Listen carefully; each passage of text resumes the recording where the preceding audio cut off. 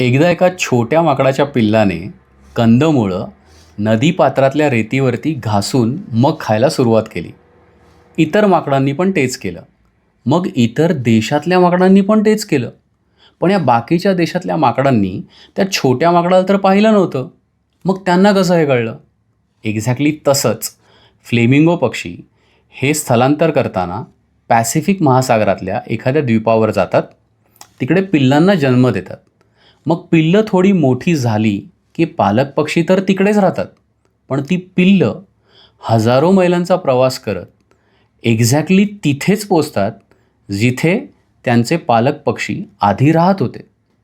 त्या पिल्लांना कसं कळतं की त्यांचे पालक पक्षी कोणत्या देशात कोणत्या ठिकाणी राहत होते? Collective consciousness. या ग्रहावरच्या सजीव प्रजातींना ज्या ज्या गोष्टींचं आकलन आहे, जे जे ज्ञान आहे, ते त्यांच्या पुढच्या पिढीला आपसूक ज्ञात होत जातं.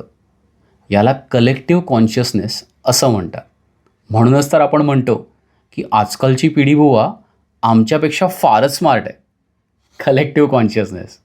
जस्ट एक थॉट.